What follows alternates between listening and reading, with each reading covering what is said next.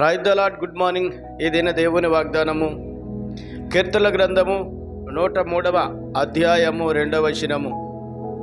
నా ప్రాణమా, ఆయన చేసిన ఉపకారములలో దేనిని మరువకము. అవును ప్రియ సహోదరి సహోదరుడా, ఈ ఉదయకాల సమయంలో పరిశుద్ధాత్మదేవుడు ప్రభువైన యేసుక్రీస్తు వారు నీతో స్పష్టంగా మాట్లాడుతున్నారు. నా ప్రాణమా అనగా నీ ప్రాణము ఆయన నీకు ఇచ్చినది. నీ ప్రాణము ఆయనని బట్టి సంరక్షించి పోషింపబడుతున్నది. అవును, మరి అట్టి ప్రాణమును దయచేసిన దేవుడు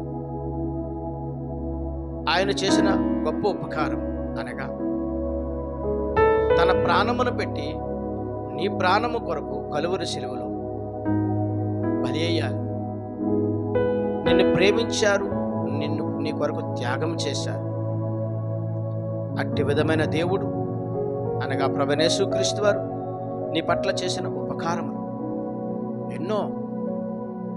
ఉదయకాల సమయంలో నీవు లేచి నీ దినచర్య ప్రారంభించినప్పటి నుండి మరలా రాత్రికాల సమయంలో విశ్రమించే వరకు ఆయన నిన్ను కాచి కాపాడుతూ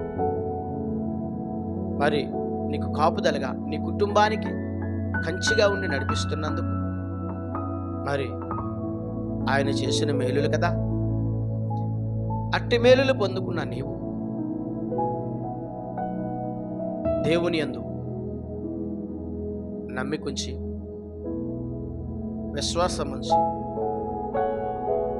నీ యొక్క ప్రాణమును ఆయన కాపాడుతున్నాడు గనక ఆయన చేసిన ఉపకారాలు బట్టి దేనిని మరవక నీకు ఇచ్చిన ఒక దినములో ఆయన ఎన్నో ఉపకారములు చేస్తున్నాడు కనుక వాటన్నిటిని తలపోసుకొని జ్ఞాపకం చేసుకొని ప్రార్థనాపూర్వకంగా దేవుని కృతజ్ఞతాస్తుతులు చెల్లించి ఆయన యందు మరి నమ్మిక ఉంచినప్పుడు ప్రభువైన యేసుక్రీస్తు వారు నిన్ను దీవించి ఆశీర్వదించి సంరక్షించి పోషించి నిన్ను నీ కుటుంబాన్ని నడిపిస్తానని ఈ దినము వాగ్దానం ద్వారా ప్రభువైన యేసుక్రీస్తు వారు నీతో మాట్లాడుతున్నారు. ఆమేన్.